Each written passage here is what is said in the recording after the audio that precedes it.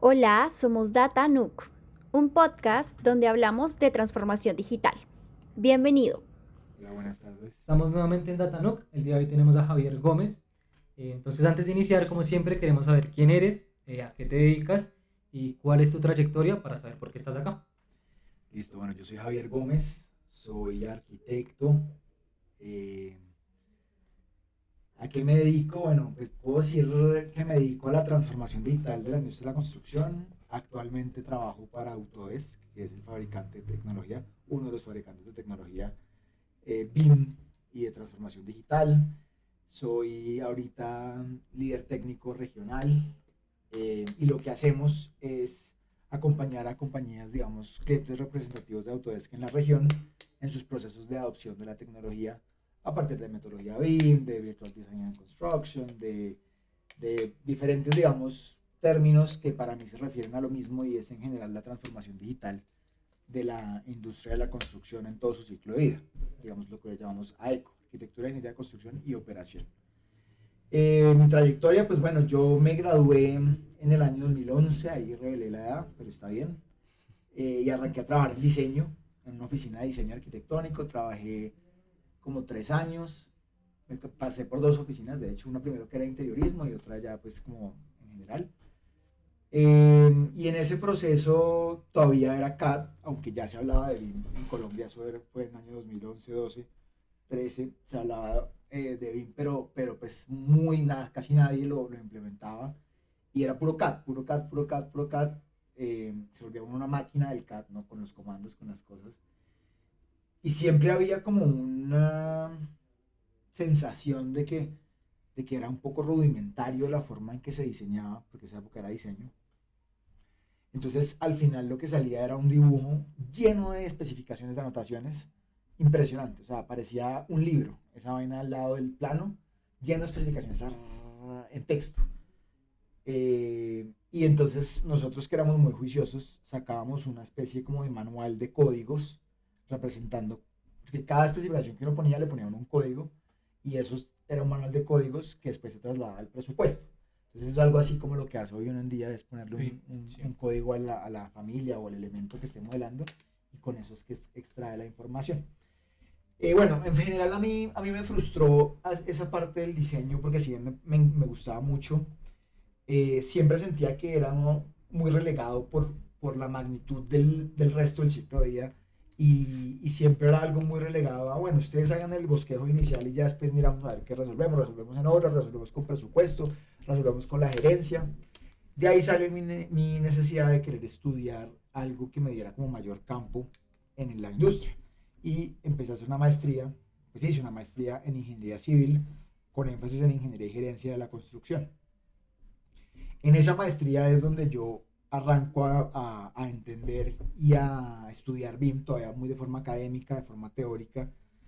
Pero una cosa muy interesante es que siempre me hablaron de BIM como una, digamos que creo que es de las únicas en esa época, de las únicas eh, academias que hablaba de BIM como una metodología de trabajo y no como un software o como sí, un software.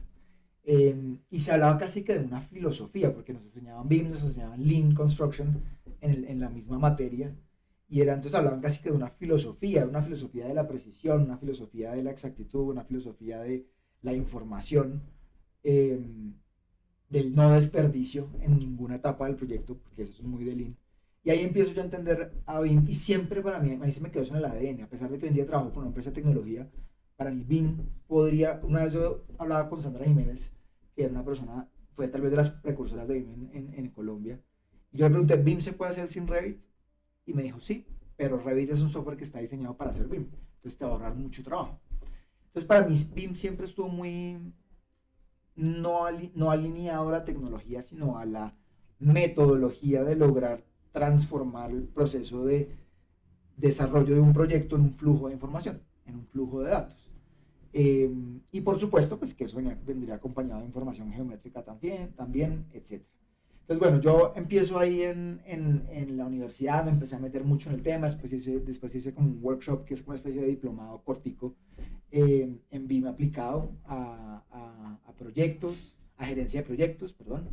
Y me graduó y empecé a trabajar en una constructora pequeña en Cartagena y en Santa Marta que se llama 3G Constructores.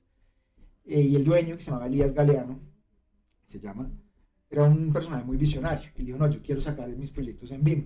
Yo le dije, pues Elías, yo aprendí esta vaina, la aprendí en la universidad y la aprendí muy teóricamente, ¿no? Entonces, pues hagámosle. Entonces empieza un proceso de implementación muy empírico, muy que vamos sobre la marcha viendo a ver cómo nos va saliendo y lo que nos pide el proyecto. Entonces primero modelamos, después entonces corrijan los modelos de acuerdo a cómo se iban a construir, después empieza a coordinarlos sobre la marcha antes de construir, porque la coordinación técnica como proceso estandarizado y formal antes era muy, sí, muy, una cosa muy gaseosa. ¿Qué era coordinación? Usted recibía el plano del estructural y lo subía sobre el plano arquitectónico y miraba a ver que las columnas le cuadraran. Y hasta ahí, si acaso se fijaba que hubiese unas redes por unos ductos. Pero nunca llegaba, por ejemplo, el detalle de esas redes, cómo se distribuyen en una planta, porque no se tenía la capacidad de verlo y coordinarlo, entonces los especialistas nunca llegaban a ese detalle. Entonces arrancamos, entonces primero arquitectura, estructura, coordinamos, después a medida que el proyecto avanzaba, entonces la obra nos empezaba a pedir cantidades, entonces extraiga las cantidades. Fue un proceso muy interesante porque fue un proceso a partir de la necesidad, no de la teoría. Entonces realmente a mí me ayudó mucho a entender la necesidad de un proyecto, de una edificación en su etapa de construcción, que era cuando pues empezamos a implementar desde el diseño, pero era todo muy traslapado.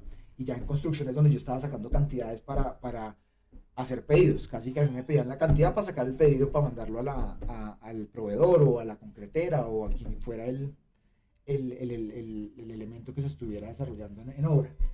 Eso fue muy interesante y después era interesante ir a la obra con los planos en la tablet y eso en esa época, mira, eso es el año, a ver, no es tan lejos tampoco, eso es en el año 2017, pero sí era de los primeros y en la costa más. Entonces era muy interesante y la gente era como, este loco que hace con una tablet allá.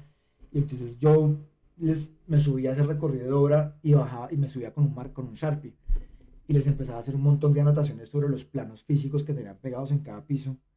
Y entonces tachaba los planos así, esto es un plano inválido. Entonces empezaban, ¿pero por qué? ¿Qué es lo que pasa? Y decía, pues ustedes todos tienen acceso, en esa época era un 360, fíjense que han evolucionado los planos. Ah, pues sí, no sé qué. Hasta que la gente empezó a cogerle el ritmo a esa vaina y decir, no, ¿sabe qué? Yo quiero una tablet también, porque pues yo quiero tener la información actualizada. Y de nuevo, muy empírico, ¿sí? Muy a lo que nos iba pidiendo el proyecto. Eso fue súper interesante, finalmente fue un proyecto muy exitoso. Y a pesar de que tuvo problemas, como todos, pues por cambios en obra, etcétera, pero fue un proyecto que fue mucho más preciso en su ejecución, a pesar de que había sido empírica la implementación de los proyectos anteriores de esa compañía. De hecho, yo me encuentro a Elías en la cumbre de inteligencia artificial hace un año y me dice que no, que él siguió con esa vaina, pero que necesita ayuda mía porque pues dejaron de producir proyectos durante un tiempo, entonces necesita reencauchar y bueno, fue chévere ese encuentro. Después de 3G me devuelvo para Bogotá a trabajar en Constructora Colpatria. Ya en Constructora Colpatria en esa época mi precursor fue Germán Rojas, que también es una persona que sabe mucho, hoy en día trabaja más en temas de como inteligencia artificial y aplicaciones. Constructora Colpatria tenía un área BIM, entonces ya no era yo tener que el que diseñar y el que ir a hacer revisión de obra, y no, yo era el área BIM, que tenía una persona que trabajaba conmigo. Y entonces es muy interesante porque ahí yo empiezo a ver la implementación ya planeada, no empírica, no sobre la marcha, sino planeada. Y un impacto, algo que fue muy impactante para mí es que mi trabajo era gestionar personas, ¿sí? Y para mí eso fue muy duro porque yo estaba acostumbrado a medir mi trabajo por entregables, cuántos planos entregué, cómo va el avance de la obra, cuántas visitas de obra, cuántas no sé qué, sí, la coordinación, cuántos cambios. Entonces ese fue muy impactante y ahí es donde uno verdaderamente empieza a aprender a punta de estrellarse y de vivirlo, que estos procesos de transformación digital en un gran porcentaje son procesos de gestión de personas y de gestión del cambio, ¿sí? Entonces ahí ese proceso en Colpatria realmente fue un gran aprendizaje en gestión del cambio en una organización así de grande, ¿no? Y ahí pues hicimos cosas súper interesantes, ahí creamos una cosa que era se volvió el nombre que le damos pues la caja Pandora, después nos leímos la leyenda y resulta que la caja Pandora no era tan buena, pero lo que era como una especie de gabinete donde teníamos guardado un computador y un televisor para que la gente fuera a ver los planos en obra, porque La compañía en un principio dijo, yo no lo voy a comprar 25 tablets por hora. Eso pues salió muy bien, la gente quedó muy contenta, hicimos todo un proceso de implementación continuando lo que hizo Germán hacia presupuestos, o sea, fortaleciendo diseño. Digamos, uno de los grandes cambios que hicimos fue una frase que yo repetía mucho, y es que se debe diseñar y modelar cómo se va a construir, con lógica constructiva. Y yo tenía eso en mis BEPs y en toda la documentación, anexos de modelado, etcétera, lógica constructiva. Entonces, claro, la pelea con los arquitectos era, es que nos toca hacer el trabajo a presupuesto, nos toca hacer el trabajo a la hora. Yo, no, esa es la responsabilidad de ustedes frente a las necesidades de la compañía. La compañía necesita construir bien. Entonces tenemos que entregar información que sirva para construir, tanto datos como información geométrica. Y es muy interesante porque como en cualquier proceso de construcción, el arquitecto de diseño muchas veces no le interesa cómo se va a construir, sino que su plano le quede bonito, sin quitarle valor a la expresión de los planos, ¿no? Pero entonces cuando ya yo les empiezo a decir, no, es que hay que construir cómo se va a fundir esa columna por tramos, entonces modélala por tramos. ¿Cómo se va a fundir esa placa? Por tramos, entonces vamos a modelar la placa por tramos. No, que no sabemos cómo se va a fundir, entonces llame al director de obra. Si es que una compañía como esa, usted tiene la posibilidad de hablar con gente que está en todas las etapas del ciclo de vida, y hay muchísima información y muchísima experiencia. Eso fue súper interesante. Después en presupuestos también, no peleas, sino discusiones de que sí, que no, que sí, que entonces que si eran precisas las cantidades o que si no eran precisas. Claro, y uno en esa época, pues pues yo braviaba, ¿no? Yo, claro que sí son precisas las cantidades, ¿cómo no? Si es que es un software, que no sé qué. Pero que yo hubiera hecho una validación de que si efectivamente la cantidad que extraía yo de Revit era precisa versus la que se sacaba de AutoCAD, pues no. Ahora, la de AutoCAD por su metodología de extracción es menos precisa, ¿no? Sí. Pero pues vaya y uno contraste eso con lo que se aplica en obra, pues también es difícil de saber y estar uno 100% seguro de que va a ser más precisa la de Revit. Al final, pues es una apuesta que le hacemos todos a la tecnología y confiamos en la tecnología. Y sí, efectivamente sí es más preciso. Que la obra tiene otras dinámicas de desperdicios y de cosas también es cierto. Y en ese sentido, pues pretender que los desperdicios se reduzcan a cero en cuanto a materiales, pues no es una realidad. A menos que algún día, pues, utilicemos mucho más, ¿cómo se llama? Materiales o procesos constructivos industrializados. Pero bueno, me desvié. Entonces, eso fue Colpatria. En Colpatria llegamos a esta implementación, pues yo llegué a esta implementación en obra de extracción de cantidades, de digitalización de planos, trabajando sobre el CDE. Y de ahí, yo en Colpatria estuve 5 años, en la otra estuve 2 años. Y de ahí, un día, organizamos, en Colpatria me empecé a meter también en temas de sostenibilidad porque me gustaba mucho de certificación EDGE. Era muy interesante empezar a ver, digamos, cómo a partir de modelos BIM uno extraía la información que necesitaba para por ejemplo, sacar la certificación de forma mucho más eficiente. ¿Sí? Eso es muy interesante. Hay una cosa que los más BIMers subestimamos mucho de la metodología, y es que la tridimensionalidad y los datos quitan el nivel de interpretación de los que consumen la información. Entonces, antes llegaba una serie de planos 2D y era responsabilidad del ingeniero y de los maestros interpretar esa expresión 2D en una realidad 3D, ¿sí? Y había muchísima más incertidumbre. El simple hecho de tener información 3D como base primaria de construcción, pues hace que ya la gente no tenga, que el director, que los residentes no tengan que interpretar qué es lo que quiere el arquitecto, qué es lo que quiere el ingeniero, ¿sí? Porque ya está ahí explícito en 3D. Y están los datos de lo que quiere. Entonces la columna es esta, por esta altura, y además este es el concreto y esta es la resistencia del concreto y este es el acero. Bueno, entonces en un evento que hicimos de innovación en Colpatria, invitamos a Luz María Vázquez, que es hoy en día la directora técnica de Autodesk Latinoamérica. Yo la había conocido en un par de reuniones que habíamos tenido antes buscadas por Autodesk. Y entonces ahí pues Luz María hizo una presentación y empecé yo a tener mucho contacto con Luz María en eventos que nos veíamos, que sí en Camacol, que sí esto, que lo otro. Y un día me llama Luz María y me dice: Javi, ¿tú cómo es tu futuro? ¿Cómo te sientes en Colpatria? Y me preguntó una cosa muy curiosa. Esto todo fue en un contexto de una conversación donde uno pues podría haber detectado que estaba buscando llevarme a trabajar con ella, pero ya en ese momento no lo detecté, hasta que me preguntó: ¿y tú tienes algún sucesor? Y yo como, uy, un ¿cómo así? Sí, yo no me quiero. Yo le dije, Luzma, yo estoy muy contento en Colpatria, a mí me encantaba lo que yo hacía en Colpatria, a pesar de que era un tema muy estresante, me encantaba, yo respiraba y vivía por Constructora Colpatria. Eh, También en contra pues de mi vida personal, ¿sí? De tener tiempo libre en las entre semana, por ejemplo. No, yo trabajaba literalmente, y no estoy exagerando, de 8 de la mañana que llegaba a la oficina y a las 8:30 me sacaban los heladores de la oficina. Feliz trabajaba porque me encantaba lo que hacía, porque sentía que estaba generando un cambio, porque aparte tenía mucho trabajo. Pero en ese contexto me llama Luz María y me dice, Javi, tengo una vacante, quiero que te presentes. Y entonces yo veía que el cargo era technical sales, o sea, ventas técnicas. Yo le decía a Luzma, pero yo no sé vender nada, o sea, yo no vendo ni un chicle, ¿sí? Yo no vendo ni un agua en la playa, o sea.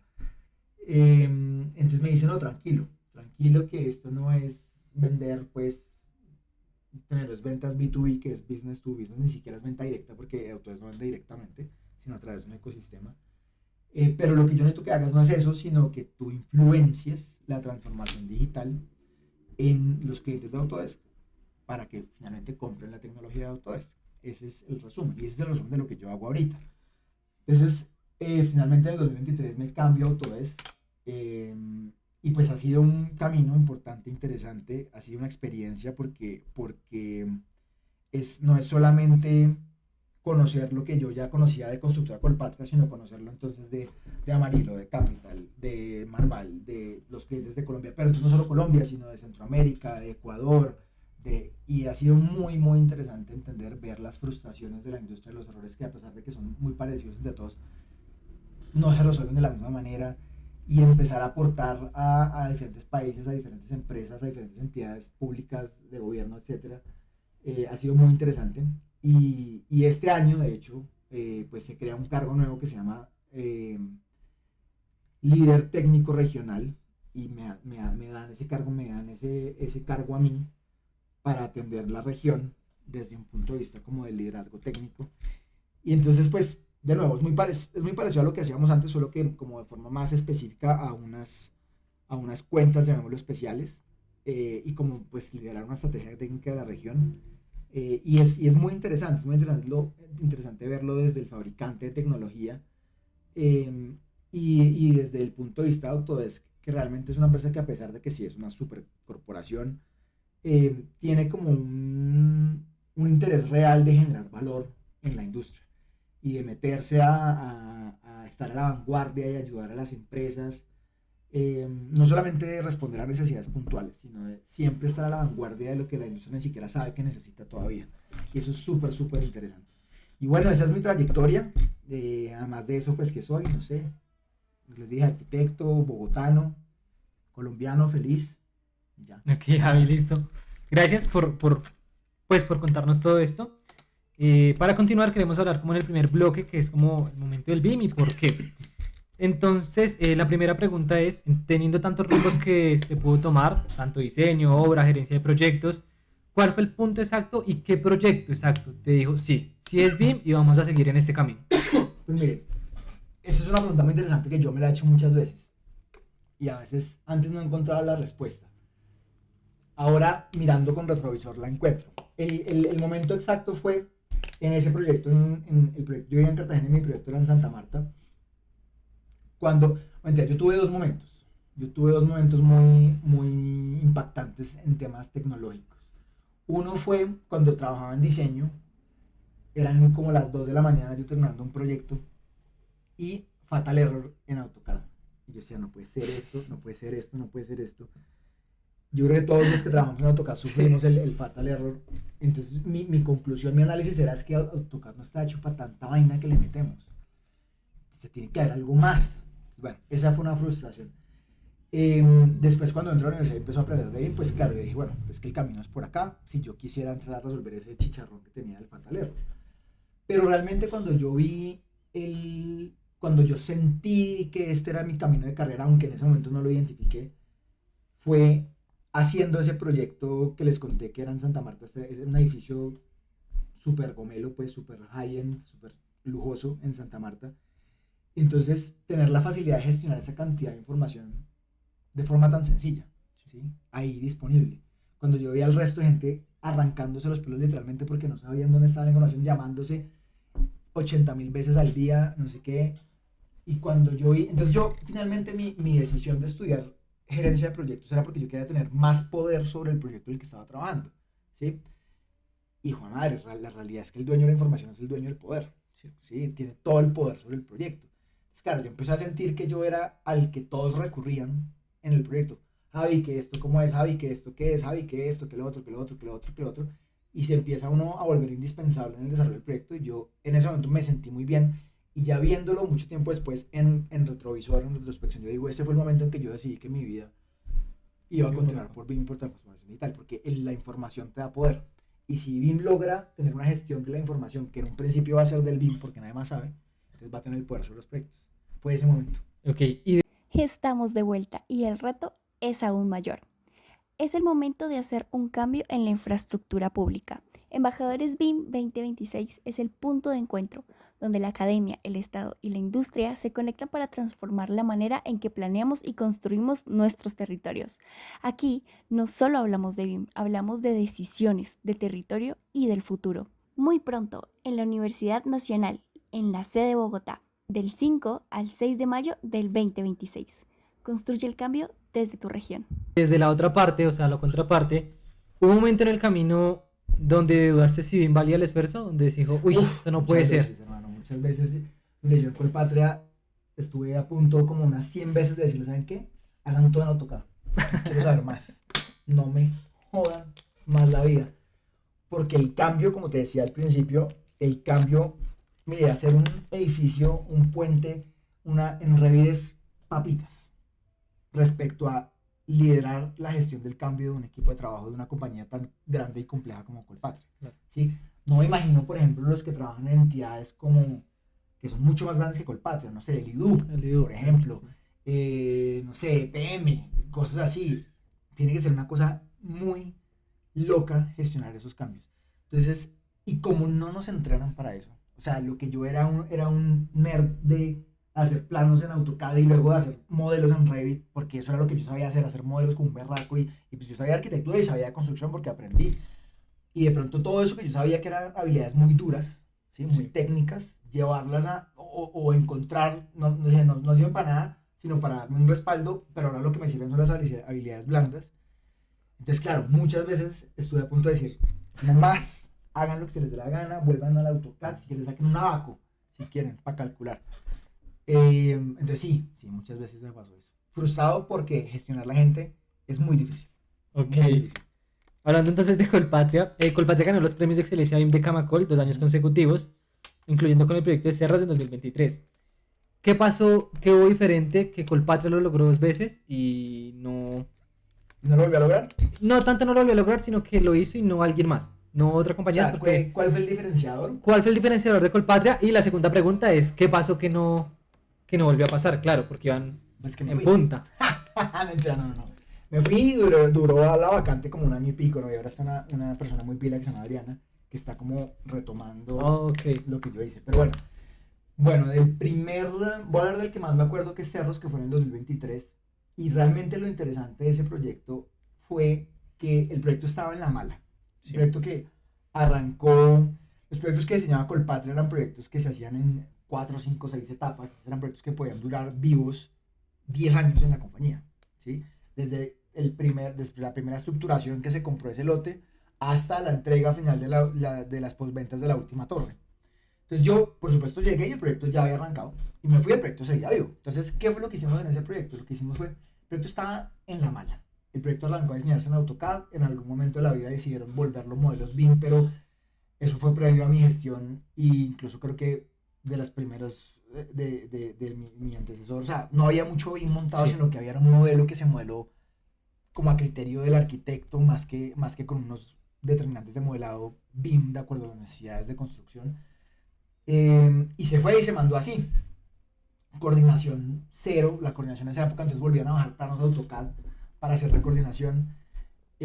Cantidades, por supuesto, pues sacadas en AutoCAD, nada que ver. Cambios del proyecto a lo largo de su ejecución, porque es que cuando uno diseña, cuando uno trabaja en proyectos inmobiliarios así de grandes, hay cambios de producto, ¿sí? Porque el mercado cambia y la constructora debe responder al cambio de mercado, porque si no, no vende el apartamento, ¿sí?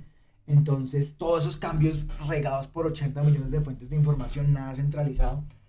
Entonces, un día me llama el que era mi jefe en esa época, Fabio, y me dice, Javier, esta vaina es un mierdero, ¿no? ¿Qué vamos a hacer? Se supone que esto era BIM, no sé qué. Yo le dije, jefe, la verdad es que es un proyecto que no está BIM. Si usted me pregunta, eso no es un proyecto que sea BIM. Entonces, ¿qué hacemos? Y yo le dije, pues mire, yo le propongo, volvámoslo a hacer en BIM. Pero ¿cómo así? ¿De dónde va a sacar plata? No sé qué, no sé qué. Yo le dije, entonces siga perdiendo plata ahí. Claro. ¿Sí? Siga, todos los días de la hora llaman a echarnos la que sabemos, porque no cuadra la cantidad, el material, no hay información, no está coordinado, están atrasados, la hora está atrasada. Mejor dicho, todos los días estamos perdiendo plata. Todos los días estamos perdiendo plata. Eh, entonces me dijo, bueno, listo, ¿qué necesitas? Le digo, póngame un equipo de arquitectos. Y yo tenía en esa época, pues yo, digamos, en Colpatria a mí me terminaron dando la gestión, aunque yo siempre fui muy enfático en que BIM, la oficina BIM no debía asumir roles de las áreas productivas, o sea, ni de diseño, ni de coordinación, ni de presupuesto, ni de obra. En esa época nadie, digamos, tomó el liderazgo de la coordinación técnica como etapa fundamental del desarrollo del proyecto y me lo dieron a mí. Entonces ya tenía el equipo de coordinadores, yo le dije, pónganme dos arquitectos, yo pongo un coordinador, póngame alguien de presupuestos y actualizamos toda la información de la obra en 3 meses. Bueno, hágale. Y eso fue lo que mostramos. Eso fue lo que mostramos en ese proyecto para ese premio. Y entonces ahí el argumento era, oiga, pues BIM no solamente es para arrancar de ceros, ¿sí? Si usted tiene un proyecto que está sobre la marcha, lo puede todavía meter sobre un flujo de trabajo de información y ponerlo al día. Y el resultado de ese proyecto es que salió adelante, con muchísimos problemas, pero salió adelante porque ya tenía una fuente de información, por lo menos centralizada. Que tocó actualizar un montón de vainas, sí, porque sí, pero por lo menos centralizada. Entonces ese proyecto se va a hacer Rosa etapa 3 y era por eso. Venía un proyecto diseñado hacía 8 años que reencauchamos, metimos para un flujo de trabajo BIM y lo llevamos ahora de forma exitosa. Por eso nos ganamos esa vez ese premio. El anterior fue, yo no me acuerdo cuál fue el anterior, creo que fue un proyecto donde hicimos una simulación de un proceso, creo que fue un proyecto Ibagué. Digamos en esa época, bueno, no sé, pero eso fue el 2022, 2021 realmente cuando lo documentamos. El tema 4D y planeación y simulación del proceso constructivo era una cosa medio efímera, nadie sabía muy bien cómo aplicarla. Y a mí el tema del videíto, como mostrando las etapas de construcción, pues nunca me hizo mucho sentido realmente. Decía, pucha, pues, y menos en un proyecto de vivienda donde esto es, donde es muy repetitivo, ¿sí? O sea, una vez usted cogió el momentum, ya es muy repetitivo. Diferente, por ejemplo, un proyecto como Atrio, aquí donde todas las piezas son muy diferentes y los procesos constructivos son muy diferentes. Pero donde sí le encontramos mucho valor es en la planeación de las excavaciones. Y para ese proyecto puntual, lo que habíamos, hicimos entonces estábamos como explorando cómo aplicar ese uso BIM. Hicimos una simulación de esas excavaciones y resulta que ahí salió un error que era que entonces cuando le mostramos esa simulación a la especialista estructural, y ella estaba viendo el proceso de excavación y fundición de los sótanos, se dio cuenta que iba a haber un punto, porque estaba aquí el edificio, la torre, y aquí el edificio comunal, entonces había un solo hueco. Se dio cuenta que en un punto unos muros de contención, que eran diseñados para ser muros de contención, iban a quedar por un tiempo como de 6 meses al aire libre, ¿sí? Descubiertos. Y esos muros se diseñan para estar bajo contención, bajo la presión de la tierra. Entonces, detectamos ella detectó ese error y ella dijo, estos muros hay que rediseñarlos porque durante un tiempo considerable van a estar descubiertos a la intemperie y no van a responder como muros de contención, ¿sí? Entonces detectamos ese error y eso hubiera sido una vaina tremenda en obra, o sea, eso hubiera sido un reproceso y un sobrecosto tremendo en obra, y documentamos eso como un caso de éxito de una simulación de una aplicación 4D, y ahí lo ganamos en diseño. Entonces eso fue muy interesante, creo que fue ese. No me acuerdo cómo se llamaba el proyecto, pero era en Ibagué. Y esos fueron los 2 premios que nos damos. Lo que te digo, después, pues, primero no se volvió a aplicar el año después porque yo no estaba. Y hasta que Adri volvió, pues ya Colpatria retomó su proceso. Ok, entonces, siguiendo con Colpatria, cuando estuviste en toda esa época, ¿cuál fue el obstáculo más difícil que encontraste en Colpatria, pues para impulsar BIM? ¿Y cuál fue la mayor resistencia entre la técnica, la cultural o la presupuestal? No, la cultural. Mire, digamos, cuando yo estuve el tiempo que yo estuve en Colpatria estaba pasando por una crisis financiera ajena digamos, al negocio de desarrollo inmobiliario, que era el negocio en el que yo estaba.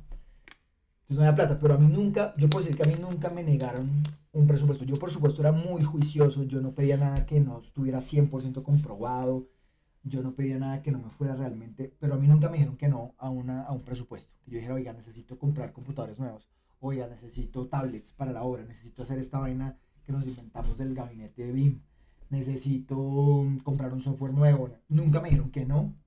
Siempre me tocaba justificarlo mucho, no que no. Entonces no era una barrera financiera. Sé que no todas las compañías tienen ese mismo, digamos, tienen la misma capacidad que una constructora como Colpatria. Sin embargo, mi mensaje ahí es, yo un día hablaba con una personaje, creo que fue en una de las reuniones a las que me invitó William en el Nicol Mayor. Y decía, nadie nunca cuestiona comprar o alquilar una retro. Nadie nunca lo cuestiona. Se entra retro, listo, hágale. ¿Por qué cuestionamos tanto cuando requerimos tecnología? ¿Sí? ¿Por qué lo ponemos tanto en duda? Si es que es lo que está moviendo el mundo hoy en día, ¿sí? Entonces uno va donde un gerente de proyectos y le dice, y le pregunta, bueno, ¿usted qué necesita? No, es que yo quiero inteligencia artificial, quiero que es lo último, no sé qué. Pero cuando uno le dice, bueno, les toca comprar esta vaina, no, pero ¿cómo me va a gastar yo tanta plata en software, no sé qué? Entonces, de ahí voy a que yo entiendo que no todas las compañías tienen la misma estabilidad o fortaleza financiera, pero tienen que ver la inversión en tecnología como una inversión. Si la ven como un gasto, no van a poder evolucionar. Pero bueno, para responderte a la pregunta, mi mayor barrera fue la cultural, la de las personas. Eh, digamos, ya viéndolo en retrospectiva, yo sé que todo el mundo hace lo mejor que puede con la información que tiene. Sí. Y que la resistencia al cambio es una reacción natural a, primero, un miedo de no a ser reemplazado, sino un miedo a, pues no sé cómo se hace. Y si esta parte sí sé cómo la hago, ¿por qué me la va a cambiar? ¿Sí? Entonces la gente es muy resistente en ese sentido y pues se llena de argumentos y pues uno, y entonces lo más duro era no entrar ponerse en una posición de tener que debatir argumentos que no tenían sentido. Entonces, no, lo que pasa es que en CAD yo puedo hacer esto y puedo hacer esto y luego hago esto otro y es como, viejo, sí, pero realmente pues no es la forma correcta de hacerlo. Entonces, para mí era la gente, digamos, dándole el beneficio de la duda a toda la gente con la que trabajé, que yo sé que estaban haciendo lo mejor que podían con la información que tenían, pero liderar y gestionar un cambio se convirtió en uno de los mayores retos que yo tuve en Colpatria y de las principales barreras para no poder decir avancé más o hice más o logré todos los objetivos que tenía. Era el tema de, de cambiar a la gente. El tema técnico, al contrario, fue un tema muy sencillo. Primero porque yo era en una posición muy pragmática, ¿sí? Yo contrataba capacitaciones cuando las necesitaba, pero cuando alguien me decía, oye, Javi, ¿cómo se hace esto en red? Busquen en YouTube, hermano. Sí, es decir, no nos varemos por cosas pendejas, porque primero, yo ya hace 3 años no soy el teso en Revit porque no me la paso modelando, ¿sí? Y segundo, ustedes saben más que yo. Y tercero, lo que no está en YouTube no está en ningún lugar del mundo. Entonces, busquen. Entonces, la parte técnica, y cuando teníamos algún requerimiento técnico de entender cómo se hacía algo en la obra para poder plasmar la necesidad, por ejemplo, en diseño o en coordinación o en presupuesto, pues siempre el equipo de Colpatria fue muy abierto con eso. O sea, nunca hubo gente que estuviera cerrada a no contarme o no dar una explicación técnica.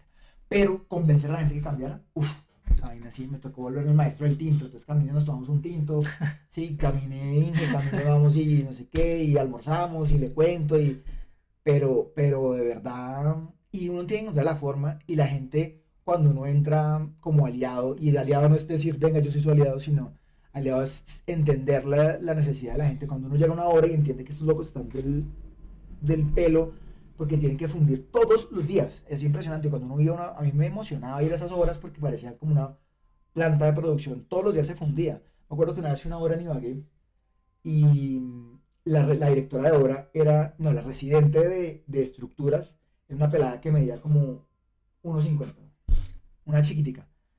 Y la vieja se compró un megáfono porque tenía como fundida de 3 torres y el salón comunal al tiempo.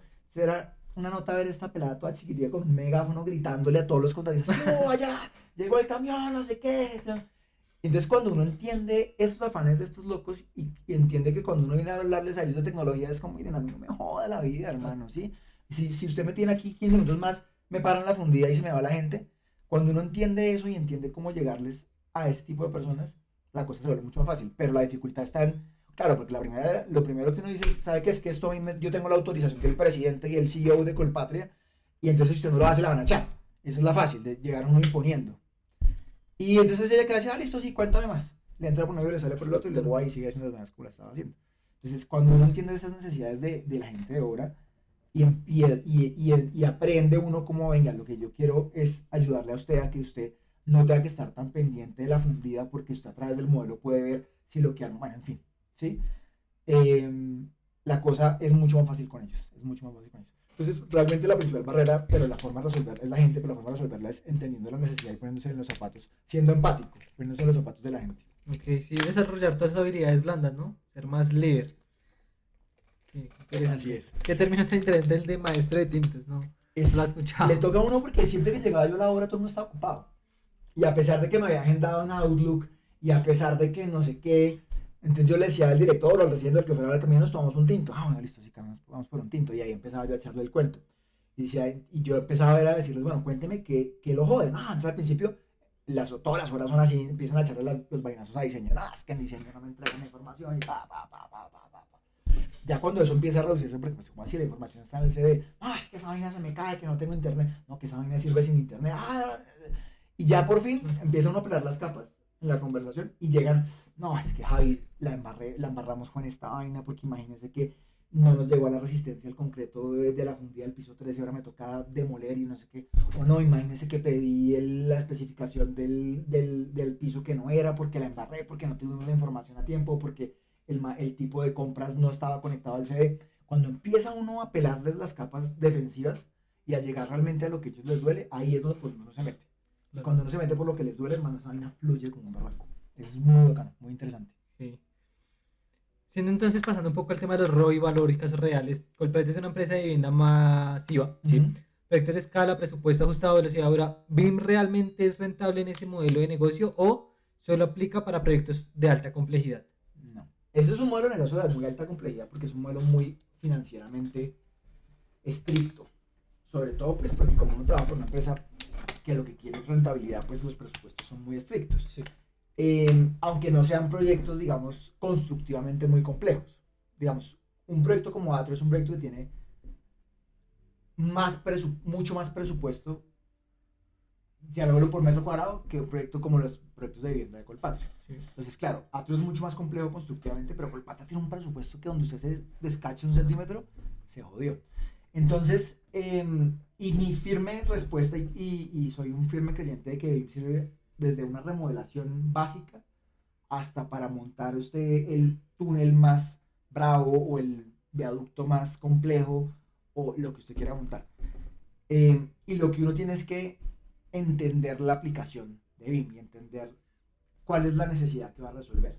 Pero yo soy un firme creyente que BIM le sirve a uno para cualquier escala de proyecto, para cualquier complejidad de proyecto, porque una vez decía Rafael Villazón, un profesor mío en la Universidad de los Andes, decía, no hay enemigo pequeño en la construcción. Usted puede pegarse una engorilada ni la hijo madre con una remodelación o con un proyecto gigantesco. Y en ese sentido, pues la información es el mayor aliado. ¿Sí? Frente a ese enemigo, llamémoslo, pues la información es el mayor aliado y la forma de gestionar la información en construcción es a través de BIM. Ok. ¿Cuáles son entonces las formas en que se puede medir ese ROI con el BIM? Tanto para escalas pequeñas como hablamos de escala de proyectos tan grandes. ¿Cómo realmente podemos medir que BIM sí está funcionando? Porque eso es lo que le importa al final a los gerentes. Sí. Que se vea el ROI. Claro. ¿Cómo no va a llegar? Mira, a mí aquí ahora que estoy en Autodesk me hacen mucho esa pregunta. Y tengo varias iniciativas de medición de ROI activas con diferentes clientes. Antes de responderte a la pregunta, voy a contar uno de los principales dolores de la industria por las cuales no se puede medir el ROI. Y es que esta industria no está acostumbrada a medirse. Entonces, todos conocemos digamos, la teoría de BIM que dice que BIM entonces ayuda a reducir costos y reducir reprocesos y tiempo. Sí. Cuando uno empieza a desmenuzar eso, entonces uno dice, bueno, ¿cómo se reducen los costos? Se reducen los costos porque hay mayor precisión en las cantidades, por ejemplo. O porque hay menor pérdida de tiempo porque ya hemos visto y repasado un proceso constructivo simulado digitalmente, hemos construido digitalmente el proyecto, o porque hemos cometido menos errores por faltas de información o por faltas de coordinación o por faltas de precisión de la información que nos llega. Entonces, digamos que quedémonos con esas tres. Entonces, mayor precisión en las cantidades, menos pérdidas de tiempo por errores en el proceso constructivo y menos errores en construcción por información mejor coordinada y más precisa. Entonces, ¿cómo empieza uno a medir entonces mayor precisión en las cantidades? Entonces, bueno, vamos a la hora. Bueno, muéstreme usted su indicador de desperdicios. ¿Cómo así? Yo le pongo desperdicio y disposición en el presupuesto. Sí, pero usted tiene un indicador de cada obra de cuánto le desperdició en concreto, o sea, cuánto le sobró de concreto, cuánto le sobró de mampostería, cuánto le sobró de cerámica, cuánto le sobró de acero, cuánto le sobró. Ah, no, no.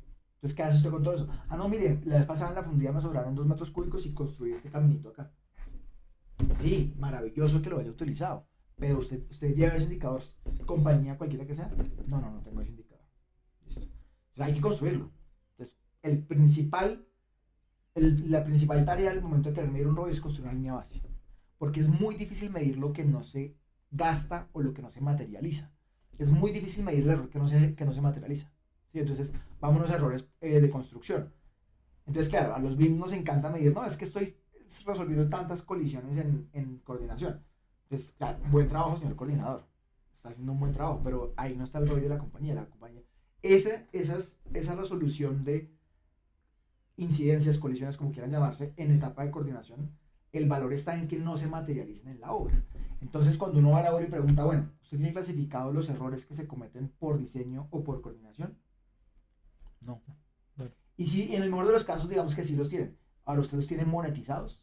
No. Entonces, segunda tarea, vaya y mida, clasifique los errores que se cometen en la obra, documentelos, clasifique. Eso es un error porque no me dieron la información a tiempo, eso es un error porque no estaba coordinado y me tocó tumbar este muro porque se me atravesó una tubería, o eso es un error porque no tenía la información a tiempo de la especificación técnica del producto, o eso es un error porque la planta, que eso no pasa casi, la planta no entraba por la puerta del cuarto de bombas, ¿sí? Entonces, no tienen medidas alineadas. Entonces, esa es una segunda fuente de reducción de costos que es muy difícil de medir si no tengo yo identificado que es que yo en mis proyectos me gasto más o menos entre el 10 y el 15% del presupuesto por errores que me llegan de diseño o de coordinación. Y entonces, claro, ¿qué era lo que hacíamos en Colpatria y empezamos a hacer? Empezamos a medir cuánto menos nos llamaba la obra a pedir información o cuánto menos llamaba la obra a pelear por cualquier cosa al equipo de diseño y de coordinación. Entonces ahí teníamos como un primer indicador. Entonces esa es una segunda fuente de dinero tangible para la empresa. La empresa gasta plata del costo directo resolviendo errores. En la medida en que esos errores se resuelvan, esos retornos sobre la inversión. ¿Qué es lo que pasa? Que como no existe la línea base, no tenemos cómo medir esa reducción de esos errores. Y el tercero era por falta de información, la misma vaina. ¿Cuántas veces nos devuelven la información en la curaduría? ¿Cuántas veces nos devuelven la información el contratista? ¿Cuántas veces nos devuelve la información en la empresa de servicios públicos por falta de información? Pues miramos eso y cuánto nos cuesta eso, cuánto nos retrasa eso el tiempo y ese retraso de tiempo cuánto nos cuesta. Y esa es la forma de medir el ROI. ¿Qué pasa? Como repito y voy a repetir siempre que me lo pregunten, es si las empresas no están organizadas en tener una línea base de indicadores, va a ser muy difícil poder llegar a medir ese ROI de forma eficiente y precisa. Podemos medir, sí, podemos medir que hemos detectado muchas colisiones en coordinación, claro que sí. Podemos medir que nos hemos vuelto eficientes en la producción de planos, claro que sí. Y si las empresas, para una empresa de diseño, eso es muy valioso, ahí está su ROI. Horas hombre, porque me demoro menos produciendo planos. Pero en estas compañías grandes que hacen también construcción, está en los errores de construcción. Por ejemplo, en gestionar las posventas, estas compañías se desangran en posventas. Entonces, ¿cómo reducir la posventa? Identificar que hay una posventa que se puede resolver incluso desde el diseño. Cuando tengo la información suficiente clasificada, organizada, los datos en un modelo para poder identificar por qué siempre me sale la barraca gotera donde me sale, ¿sí? Entonces, está ahí.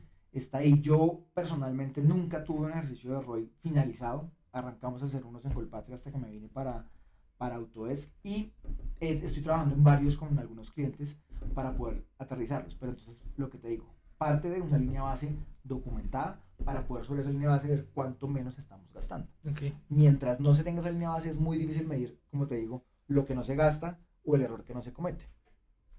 Ok. Hablando con Guillermo, si no estoy mal, Santi me corregirá, en algún momento hablamos del ROI, pero no económico, sino el de las personas.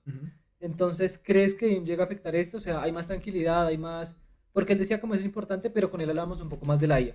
Entonces, claro, las personas están un poco asustadas por ese cambio y que los van a reemplazar, pero decía, no, mientras la IA hace otras tareas, tú tienes el tiempo de hacer otras tareas y como esa tranquilidad que se termina logrando y que no, que las empresas no tienden a tener como ese medidor de que hay un mayor, un buen ambiente, si no estoy mal, John que le llamaba eso como la cuota emocional, algo así, de por qué un empleado quiere seguir en esta empresa. Pues porque eso también es importante, ¿no? Una Claro, rotación de total, empleados no es total, muy total, bueno. total. Pues les voy a contar una anécdota. Una vez yo estaba en República Dominicana, estábamos con una entidad de gobierno, era encargada de un tema del metro de Santiago de los Caballeros, que es otra ciudad cerquita a Santo Domingo. Y el hombre me decía, pues yo estaba echándole mi cuento de BIM y la vaina, y él finalmente me decía, Javier, yo ya conozco de BIM, no sé qué, no sé qué, no tienes que convencerme, porque es que para mí BIM es la forma de yo dormir tranquilo.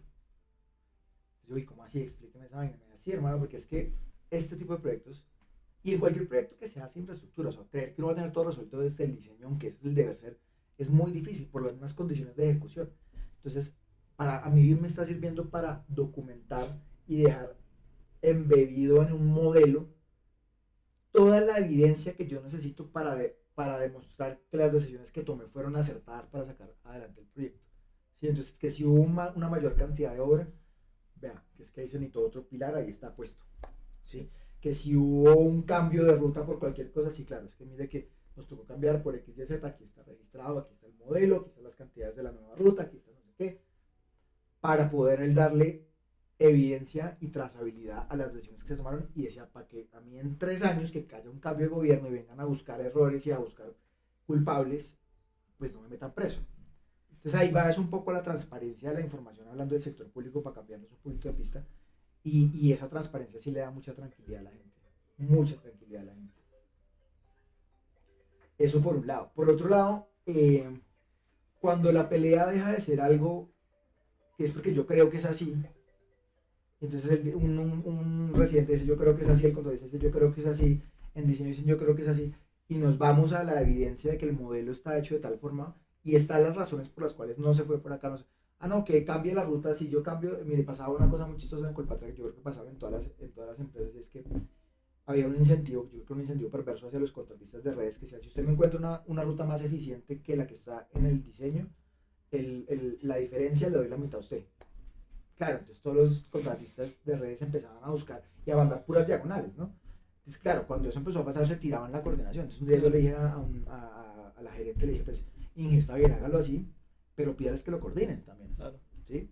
Claro, cuando tenían que coordinar, volvían a la ruta que estaba trazada desde diseño, porque ya la habíamos dividido toda, ¿sí? Entonces, claro, esa tranquilidad al equipo, por ejemplo, los equipos de coordinación técnica, esa vaina les da mucha tranquilidad, porque esa gente vivía, mire, estresadísima porque la hora llamaba a echarles la madre cada 8 días por cosas que no estaban coordinadas o por criterios que, pues claro, cuando ya uno tiene esa capacidad de ver, no, lo que pasa es que usted se mueve la red, pues se va a tirar la coordinación y mire, se le va a cruzar con esto, con esto, con esto, con esto, con esto, con esto, con esto, entonces vela por dónde está. Entonces, eso sí le da mucha tranquilidad al equipo de trabajo, yo creo que, y que la información esté, o sea, yo creo que la información disponible, que ellos tengan la tranquilidad de saber que si modelaron bien el proyecto, la información está en el modelo, ¿sí? Entonces que la obra va a llamar a joder, seguramente sí, pero ahí va a estar la información, y no los devuelves y búsquela, ahí está, píquele la paredcita y le va a salir ahí el material, ah, sí, tienes razón, y la obra va aprendiendo, y es tranquilidad para ellos también, porque también es una manera de estar llamando al de diseño todo el tiempo a hacerle reclamos. Entonces yo creo que tener la información disponible le da mucha tranquilidad a la gente en la ejecución de su trabajo, y la gente quiere hacer su trabajo lo mejor posible, y si les damos más herramientas para hacer su trabajo lo mejor posible, van a estar más tranquilos. Entonces estoy absolutamente de acuerdo con esa afirmación. Ok. Sin necesidad de mencionar nombres, o si quieres decir nombres, no hay ningún inconveniente. Se me fue la pregunta, ¿dónde está?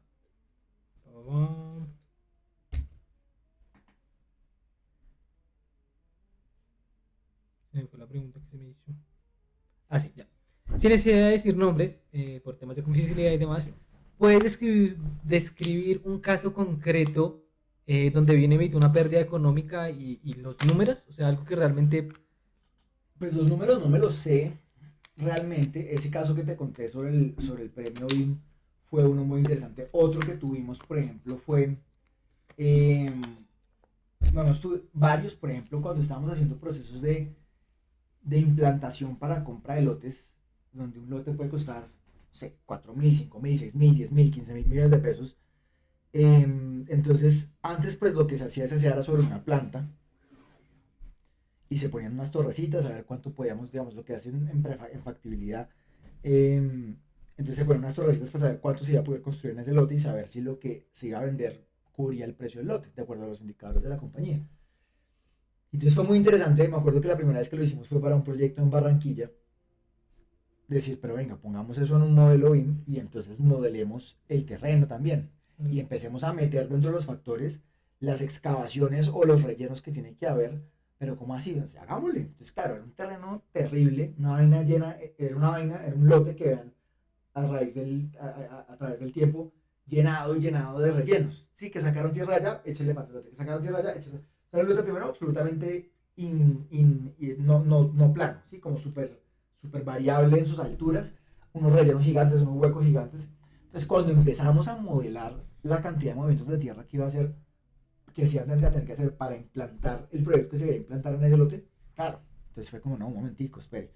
Entonces ahí la decisión que se tomó fue no dejar de comprar el lote, sino que implantar el proyecto de tal forma que se requiriera la menor cantidad de movimientos de tierra posibles.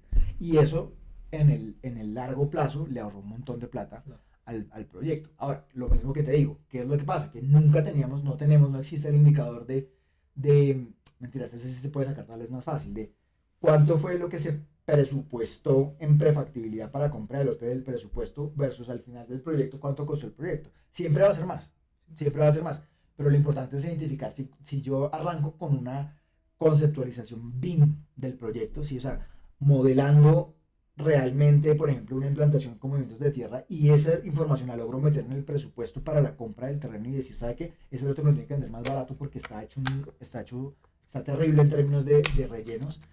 Eh, Saber, o sea, ese sí se puede saber cuánto fue el impacto en términos del costo final de ese proyecto, ¿sí? Y poderlo medir en comparación a los que se hacían antes solo con la planta en 2D. Entonces, ese es uno de los impactos más importantes que yo creo que generamos, por ejemplo, en Colpatria, eh, buscando desde etapas de prefactibilidad tener aproximaciones BIM a los proyectos.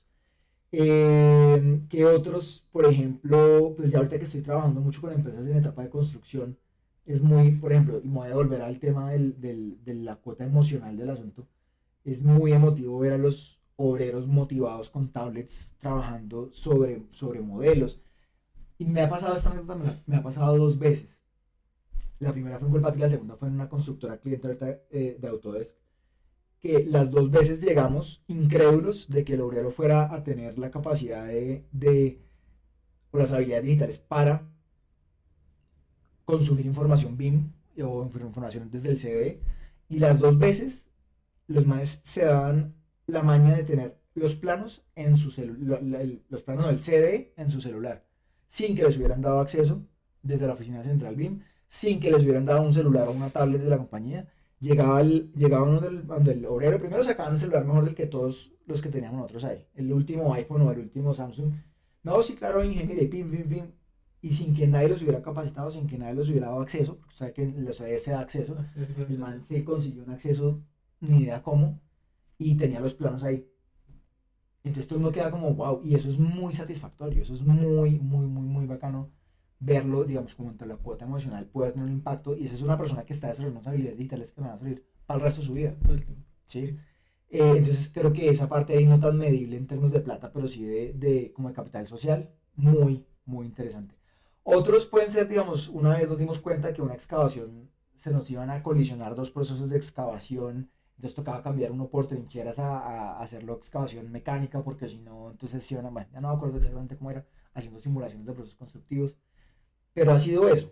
Pero yo pienso que la mayor ganancia para una compañía es, y sobre todo para las compañías de construcción, es salir como del letargo de cómo lo hacemos funciona. ¿sí? Del paradigma de cómo lo hacemos funcionando, es porque lo vamos a cambiar. Si usted logra sacar a la gente de ese paradigma y de ese letargo, ya la gente va a estar abierta a implementar inteligencia artificial, la gente va a estar abierta a implementar APIs, a implementar programación, a implementar lo que usted quiera a nivel de innovación y de tecnología. Porque ya lo sacamos de una forma de hacer las vainas de hacía 40, 50, 60 años y ya se dieron cuenta que pueden cambiar. Yo creo que ese es el mayor beneficio para una compañía, meterle eso como en el ADN. Sí, entonces un poco con el tema más de Colombia. Colombia tiene BIMKit, BIMForum, Camacola Activo, empresas premiadas. Y sin embargo la adopción masiva no termina de despegar o no termina de llegar a todo como debería ser. ¿Cuál es el eslabón que sigue, por decirlo así, roto en nuestro sector para que ese paso? A ver, yo pienso que la gestión del cambio sigue siendo, a ver, hay una realidad, mientras los líderes no le crean a esto, no hay forma de que esto sea exitoso. Los líderes, los dueños de compañía, los gerentes, y hay muchos gerentes que todavía están en el paradigma de para qué. ¿Sí? ¿Por qué? Si es que como hacemos, lo hacemos bien y esta compañía es exitosa. Y tienen razón, es decir, sus compañías han sido exitosas durante 20, 30, 40 años y les da miedo meterse en algo que les vaya como a sacudir eso y de pronto no van a ser siendo exitosos. Al contrario, los que estamos en eso sabemos que van a seguir siendo más exitosos aún, pero a ellos les da miedo. Entonces yo pienso que es principalmente esa gestión del cambio que está muy difícil. Ahora, se vive un cambio generacional ya, ¿no? Entonces ya hoy en día yo pienso que no debe haber arquitectos o ingenieros que se gradúen, no sé, esta parte la estoy especulando, que se gradúen queriendo diseñar proyectos en CAD, en 2D, ¿sí? O sin entender cómo funciona un flujo digital de información. Entonces yo pienso que ya ese cambio se va a dar de forma más natural en la medida en que la nueva fuerza laboral empieza a tener esto ya integrado. Claro. Y entonces ya pues la gente va a decir, bueno, pues hagámosle, si ya el arquitecto junior que contrato recién egresado lo trae, pues hagámoslo. Y pues obviamente van a necesitar implementaciones y cosas así, pero digamos va a ser un poco más alcanzable. En una época, o sea, por allá en el 2015, 16, 17, era una vaina también muy escasa, ¿no? Muy poca gente sabía de BIM, muy poca gente, estaban concentrados aquí en Bogotá y en Medellín, y para de contar, entonces no había también capital humano para ejecutarlo. Pero también yo pienso que, digamos, yo me atrevería como a debatir esa afirmación de que la implementación masiva no ha arrancado. Lo que pasa es que esto es una industria muy grande y si usted se pone a pensar, llevamos corto tiempo, ¿sí? O sea, llevamos en firme, si, digamos, mencionaste el BIM Forum, el primer BIM Forum Colombia, el evento que hace Camacol, se hizo creo que en el 2018. BIM Forum o en el 17, BIM Forum arrancado en el 2016. Pongámosle que esto empezó a moverse fuerte en Colombia en el 2015, llevamos 10 años. 10 años. ¿Sí? Pues mira, 10 años es un montón. 10 años para mover una industria como estas. Sí, claro. No es tanto. Tanto. Y es muy interesante ver, por ejemplo, ya como hay entidades como la ANI, como el Envías, que ya es como, a pesar que son ellos los que están jalando a su grupo de contratistas. Sí. Digamos, en edificación fueron los privados los que empezaron a jalonar la cosa. Pero es muy interesante lo que está pasando en el público, en infraestructura horizontal, ver que son las entidades las que están jalando a sus contratistas. Eso es muy interesante y eso va a hacer que la infraestructura horizontal se ponga al día mucho más rápido. O sea, su nivel de adopción va a ser mucho más rápido que el que tuvo de edificación. Sí. Porque el de edificación fue empírico, como te lo describí un poquito. En cambio, el de estos manes va a ser mucho más estructurado. Ok. Hablando un poquito de que llevas un poco más de 2 años en Autodesk y ya eres Regional Account Technical Lead. Sí. ¿No extrañas el tema de proyectos? Uy, ¿No mucho. extrañas? Claro, porque es que es ese cambio de rol y uno que trabaja, pues, que trabaja mucho en tema de proyectos, salir de ese tema, ¿cómo lo llevas? Mucho. Mire, cuando yo me cambié, o sea, yo esas noches de insomnio empieza uno a pensar, se madre, ¿será que la embarré? ¿No la embarré? Claro, porque trabajar en proyectos es una vaina muy emocionante. Sí. Es una vaina muy emocionante y muy satisfactoria. Y se vuelve uno como un junkie de la adrenalina de los proyectos, ¿no? Un adicto a eso y pucha, tengo que sacar y tengo que entregarlo y me toca trasnochar y entonces ya está en obra y me están llamando de la obra y se vuelve una vaina. Y como BIM, como les dije ahorita al comienzo, pues como uno se vuelve casi que el dueño de esa información, entonces todo el mundo, uno empieza a volverse muy necesario Sí, indispensable. en el proyecto, sí, indispensable Sí. en el proyecto. Y eso es adictivo. Entonces, claro, al principio digamos, mi mayor reparo de cambiarme cuando estaba pensando en cambiarme o no, era eso, era, pucha, yo quiero dejar de trabajar en proyectos, qué duro, no sé qué. Entonces, la respuesta es es muy duro, todavía extraño los proyectos, pero también valoro mucho mi paz mental y los proyectos son muy estresantes también y son muy acabagentes, o sea, uno se estresa y uno se agota y uno, la calidad de vida se le va afectando, ¿sí? Uno está feliz porque está en lo que le gusta, pero la calidad de vida se afecta. Entonces también he aprendido a valorar otras cosas como la paz mental, la calidad de vida. Si bien tengo mucho trabajo porque tengo muchos clientes, eh, desde un punto de vista consultivo la cosa ya es mucho más tranquila, ¿sí? Yo si recibo una llamada a las 7 de la mañana un sábado, no me va dando un paro cardíaco pensando que es que la hora no está pudiendo fundir, Sí. ¿sí? Entonces extraño mucho los proyectos, no extraño tanto esa parte como del estrés. Eh, pero digamos ahora, este trabajo me ha mostrado como una etapa nueva de poder tener una influencia mucho más amplia de la que tenía en Colpatria. Okay. Sí, en Colpatria, a pesar de que me siento muy orgulloso de lo que hice y de incluso lo que hice con BIM Forum, porque yo era un miembro activo y fuimos miembros fundadores del BIM Forum Colombia, y de lo que hicimos a nivel país, siento que la influencia que tenemos con Autodesk es mucho más grande y el impacto positivo que vamos a generar es mucho más importante, no solo en Colombia, sino en la región. Entonces, eso es muy satisfactorio y entonces he aprendido como a llenar la necesidad de proyectos con esto, con la necesidad de, o con las ganas de estar ayudando clientes, estar resolviendo o ayudando a resolver a los clientes sus problemas y sus necesidades a nivel regional. Entonces eso es muy satisfactorio también. Entonces si me preguntas, sí, efectivamente extraño mucho los proyectos, no extraño el estrés, pero he aprendido también que desde el punto de vista consultivo regional con Autodesk puedo tener mucho mayor impacto en la transformación de la industria. Okay. O sea, es como con un propósito. Exacto. Okay. ¿Cómo manejas la línea entre ser vocero de Autodesk y ser referente técnico independiente? O sea, si un cliente necesita algo y Autodesk no es la solución correcta, ¿haces algo o...? Digamos, una cosa muy interesante que tiene mi trabajo es que a mí me pagan por volverme aliado estratégico de mis clientes, por volverme un asesor de mis clientes, ¿sí? Si se llega a presentar el caso en que un cliente necesita resolver algo y Autodesk no es la mejor herramienta, la compañía a mí me garantiza que tengo toda la libertad para aconsejar lo que es correcto para ese cliente. Okay. ¿Sí? Entonces en ese sentido yo me siento muy libre. Es inevitable uno tener ¿cómo se dice? Como una predisposición hacia la tecnología que hace Autodesk. Yo no voy a decir acá que yo no estoy predispuesto a la tecnología de Autodesk y que no sienta que generalmente me parece la mejor tecnología que exista. Eso no quiere decir que no esté yo pendiente de lo que hace Bentley, de lo que hace Graphisoft, de lo que hace Trimble, de lo que hacen todos acá. Pero entonces para responderte, yo no me siento con la obligación de sugerir un producto de Autodesk cuando no es el mejor. Ahora, como contraparte a eso, muy pocas veces he sentido que la solución correcta no sea la Autodesk, ¿sí? Pero también muchas veces lo que les he dicho a mis clientes es, mire, no se monte todavía en ese producto, espera que usted tenga más madurez para montarse en la siguiente etapa. O alguien que me dice, no, yo quiero utilizar Takeoff, por ejemplo, para hacer presupuestos del todo. Y digo, pues Takeoff solo no te va a servir, porque Takeoff lo que hace es extraer unas cantidades de un modelo de forma automática y el presupuesto es mucho más que unas cantidades, es mucho más que un precio por cantidad. Entonces yo me siento, digamos, con la tranquilidad de que lo puedo hacer. Mi trayectoria profesional, gracias por el piropo de ser un referente técnico, me hace tener la responsabilidad también de decirle al cliente lo que necesita, no lo que quiere escuchar. ¿Sí? He tenido clientes que me dicen, no, yo quiero todos los productos. Espere, cálmese, hermano, porque entonces, ¿qué pasa? Usted me compra todo y en un año me está llamando a echarme la madre porque no lo estoy usando todo. Claro.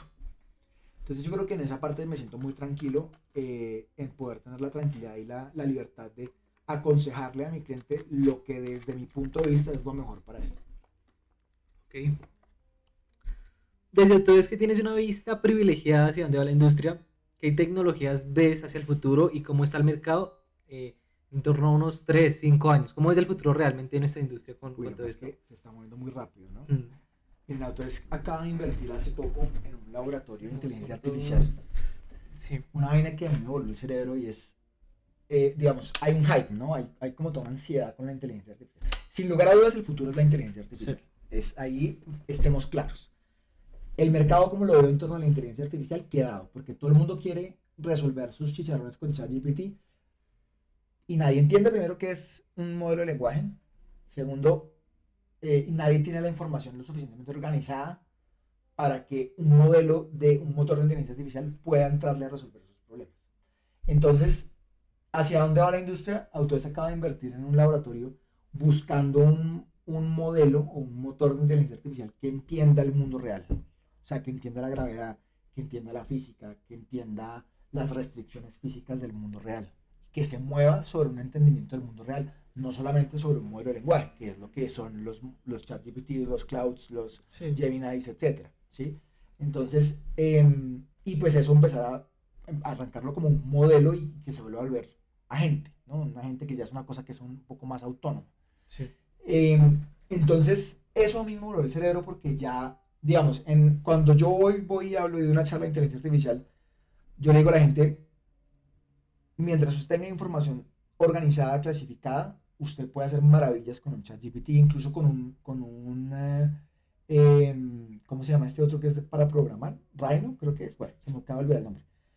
Porque entonces yo le digo al ChatGPT que me haga el código para meterlo en Rhino para que este modelo, digamos, de inteligencia artificial determinística se me meta en Revit y me extraiga la información o me haga cosas. ¿Sí? Sí. Incluso hay ahorita se me acaba de olvidar el nombre también, pero bueno, ahorita me acuerdo.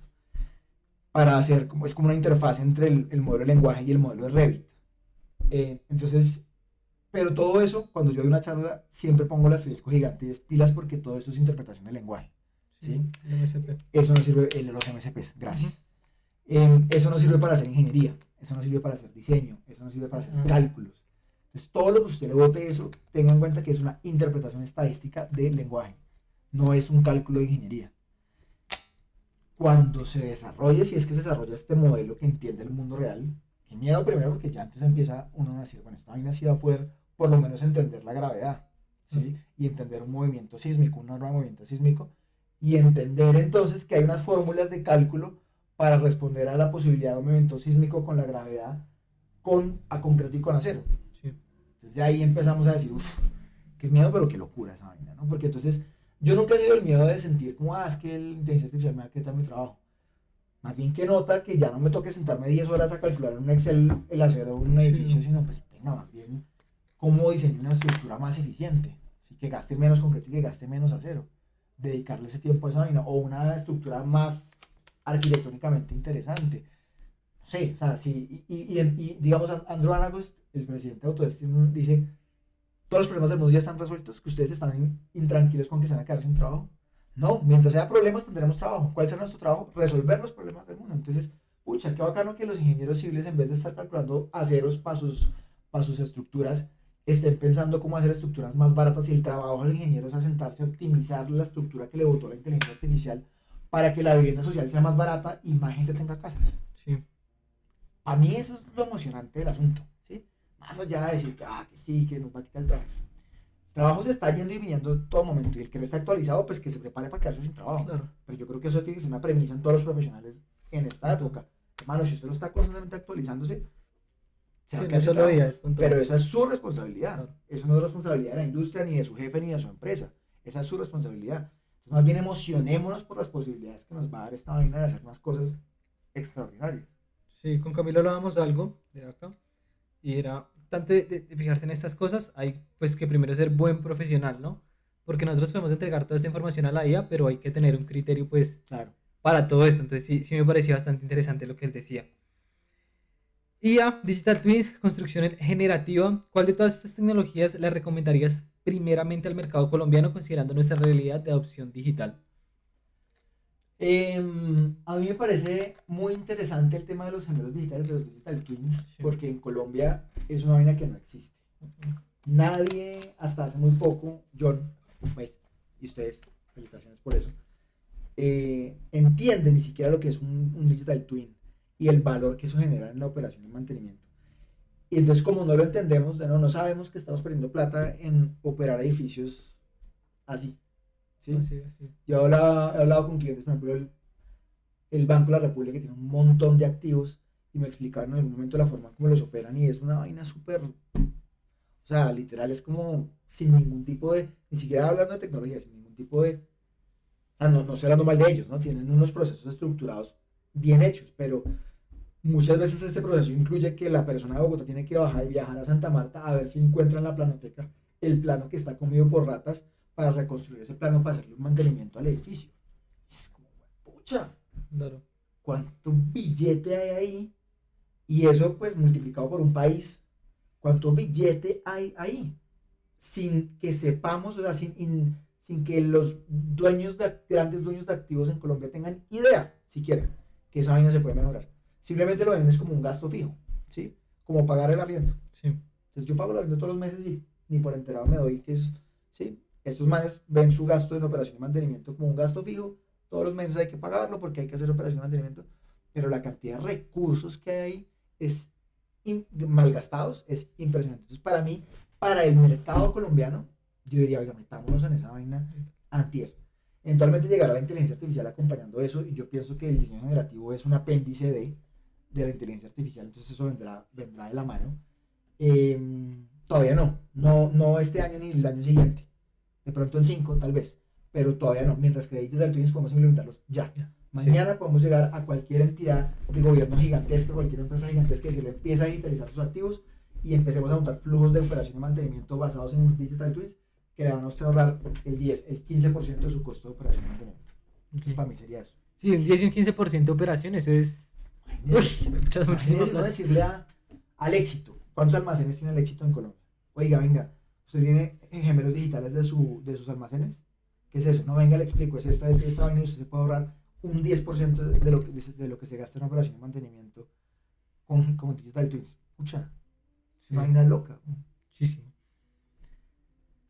La industria lleva años prometiendo el gemelo digital operativo. ¿Estamos cerca en Colombia en la parte de infraestructura o nadie aún? No, yo lo veo re lejos en infraestructura. Tal vez lleguemos un poco más rápido de lo que nos costó llegar en edificación. Pero yo no conozco. Mira, hay unos pinitos en el metro de Medellín respecto a la operación y mantenimiento de sus estaciones. Sobre todo porque han tenido problemas con ciertas piezas, entonces les toca diseñar sus propias piezas. O sea, como de nuevo ha sido muy a demanda, muy a necesidad del proyecto. Pero de nuevo, pues una estación es una edificación, ¿no? Dentro del gran ecosistema de la infraestructura, pero no deja de ser la edificación, la parte de edificación. Sí. Sé que, por ejemplo, el Dorado, gran parte de su operación y, por ejemplo, de su gestión inmobiliaria, que es de los principales ingresos de un aeropuerto, se gestiona a través de un gemelo digital en ACC, en Autodesk Construction Cloud. Esos son como dos ejemplos que conozco, pero para infraestructura horizontal no conozco mucho. También mi falta de experiencia en esa industria, digamos, puede que haya casos que yo no conozca, pero no conozco mucho. Yo siento que estamos más lejos todavía porque hasta ahora empezaríamos a tener los primeros modelos para construcción, ¿sí? Entonces, y esas construcciones pues, se demoran su tiempo, ¿no? Sí. Entonces yo pienso que no está tan lejos, pero no es algo que esté ocurriendo o que vaya a ocurrir en el corto plazo. Ok. Colombia tiene BIM-Kit, BIM Faro Colombia, Camacol, Ajá. activo, NTC 1950. ¿Qué falta que no esté escrito en ningún documento para empezar a tener política BIM? Porque eso es algo que siento que hay una necesidad en Colombia y es que la política sí o sí tiene que estar en todo esto. Pues mira, yo creo que lo que hace falta como con cualquier política es voluntad política. Tal vez lo que nos ha hecho un poco de falta es cómo permear esos ámbitos políticos. Digamos, allá se llega a través de pues, personas que tendrán más influencia que nosotros, no sé, dueños de compañías, directores de entidades. Desde Autodesk hacemos un trabajo, hay un área que se llama Government Affairs que la lidera para Latinoamérica una persona que se llama Jimena Rico, y ella hace un trabajo extraordinario en ese nivel. Mentira, no sé si hay algo en proceso o no.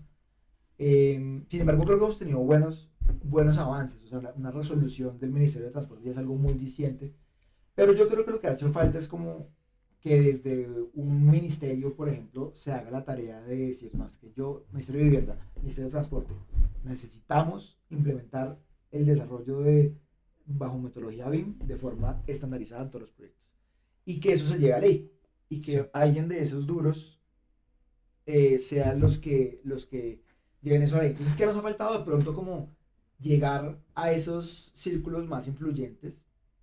Todos estamos como tan como somos todos tan técnicos, entonces todos estamos como tan enfocados en sacar adelante lo técnico, que eso de nuevo que no dejan de ser habilidades blandas de llegar a círculos de influencia más grandes a los que estamos acostumbrados, pues nos da miedo, ¿no? ¿Sí? Entonces ir a sentarse a un consejo de, qué sé yo, de ministros o de una vaina del Senado, pues nos da miedo. Y hay que hacerle, Hay que hacerlo. hay que hacerle, yo creo que hay que hacerle. Yo creo que esto que estamos haciendo hoy es un gran paso en socialización y en evangelización. Y si esto algún día lo llega a ver alguien que tenga influencia en el gobierno, pues ojalá préndanse ese bombillito y digan, oiga, qué importante sería que patrocinemos un tema BIM como ley del país. Ok. ¿Cuándo crees? No, porque es el mismo tema. Entonces ya, yo creo que para cerrar, no tengo tres últimas preguntas. La primera es esa de cómo ves a estos jóvenes estudiantes, arquitectos que están saliendo o profesionales que quieren entrar al mundo y cuál sería tu consejo. Porque hablando con Camilo, hablaba él de como primero céntrese en ser buen profesional. Después de ahí ya mire si un curso de coordinador, un curso hacia la norma, hacia la ISO 19650. Pero es más, yo le comentaba a él como en esa empleabilidad, ¿cierto? Entonces ya ahorita piden un arquitecto que sí o sí sepa Revit o que sí o sí tenga certificados de modelador BIM o coordinador BIM. Entonces, ¿qué consejo darías y tú cómo ves ese mercado en este momento? Pues yo me alineo mucho con lo que dijo Camilo. Si uno es un buen profesional y si uno es un profesional riguroso, a mí me encanta esa palabra, riguroso en abarcar lo que su responsabilidad compete, uno tiene el 60% ganado de ser de adaptarse a la metodología BIM y a la transformación digital, ¿sí? Y como lo dijo él, o sea, si usted sabe que ser arquitecto no solamente es dibujar un plano bonito, sino desarrollar un proyecto arquitectónico integral, que no se las tienen que saber todas, usted no tiene por qué saber que una columna es así o así, o sea, pero tiene la humildad de ir a preguntarlo. Claro. Ya después modelarlo, pues es más fácil que dibujarlo, ¿sí? Ya modelarlo es más fácil que dibujarlo. Si usted entiende y ha tenido experiencia en construcción y entonces después se hace un curso, usted es arquitecto o usted es ingeniero y trabaja en diseño y después trabaja en construcción, yo pienso que la experiencia en construcción es fundamental para ser un buen coordinador. Y después se hace un curso de coordinación, ya, o sea, usted tiene el 90% de lo que necesita, que es el conocimiento técnico, práctico, de construcción, de cómo se construye lo que está en un plano, en un modelo, y ya pues ponerlo eso en práctica sobre un software de coordinación técnica, pues es simplemente la lógica que usted ya trae, que el software se lo ayude a ejecutar. Entonces mi consejo más que todo, yo me alineo mucho con eso, sean profesionales, buenos profesionales, integrales en lo que corresponde a su responsabilidad. No le tengan miedo a la tecnología es hoy una, pero mañana será otra. Entonces no es la base fundamental de nuestra formación como profesionales, pero sí tenemos que ser muy abiertos a ella, ¿no? Y Sí. tener muy prendidas esas habilidades digitales de recibir la tecnología, adoptarla y la que llegue nueva la adopto y la que llegue nueva la adopto y la adopto y la adopto y la adopto y la adopto. Ser muy curiosos también, o sea, a mí me impresiona mucho, yo creo que esa es una falla que yo he tenido en mi ejercicio profesional de no ser curioso con la tecnología. Yo aprendí la tecnología y aprendí lo que aprendí. Y yo era muy bueno en Revit en su época modelando y era una máquina. Pero nunca empecé yo a explorar cosas interesantes con Revit o con cualquier otra tecnología. Entonces, sean curiosos con la tecnología. Muchas veces el usuario final es el que termina sorprendiendo al fabricante de la tecnología porque hace unas cosas extraordinarias con los softwares que es como, madre, este loco, ¿cómo se le ocurrió esa vaina? Sí. Entonces es eso, como integralidad, apertura a habilidades digitales y curiosidad. Ese sería como un consejo que yo le diría a un pelado que esté recién graduado, que quiera, digamos, como dices tú, hoy ya no existe un arquitecto que no pueda, que no tenga, que no esté enfocado sobre BIM o sobre un software de modelado BIM, o un ingeniero sobre un software de modelado BIM, o alguien que pretenda ser coordinador que no lo vaya a hacer con BIM. Digamos, serán muy pocas las empresas en Colombia, por lo menos, que lo hagan. Hola, queremos invitarte a la segunda edición de nuestro diplomado Scrum para la creación de apps para Revit con Dynamo y Python. Contamos con el mejor equipo docente y los mejores resultados para tus expectativas. En el código QR podrás encontrar toda la información. Anímate, Digital Nook. Impulsa, conecta y transforma tu futuro. La parte de la educación no. Yo he sido como instructor de formaciones no formales. Entonces, digamos, cuando estaba muy activo con el BIM Forum, dimos clases con el BIM Forum y con el SENA, con el BIM Forum y con el CESA en formaciones profesionales, no, sí, como diplomados, cosas así. Hicimos bootcamps de formación. Ahorita yo, pues en los últimos 2 años he sido profesor del diplomado de sostenibilidad integral del Consejo Colombiano de Construcción Sostenible en el módulo de BIM y sostenibilidad. Pero nunca me he vinculado formalmente a una universidad o a una, digamos, a una especialización o a una maestría, nunca me he vinculado. No porque no me guste, no se me ha dado la oportunidad. Digamos, el año pasado estuve en una clase de maestría en los Andes que me invitaron. La próxima semana voy a estar en la clase de maestría de John en la Nacional, pero siempre ha sido así, muy de forma informal y como invitación o en diplomados y de educación continua, nunca en educación formal tipo pregrado, posgrado, o sea, Sí, sí. pero me parece interesante, me parece algo chévere. Es que a uno se le va la vida y no le da tiempo a hacer cosas Sí, que le no gustaría hacer. falta el tiempo para hacer más cosas. Exactamente. Sí, aquí. Y ya para finalizar, ¿qué viene para Javier? ¿Qué viene para proyectos personales, proyectos profesionales? ¿Cómo ve el futuro de Javier? Bueno, pues es una pregunta que me hago constantemente y a veces no tengo la respuesta y eso me estresa.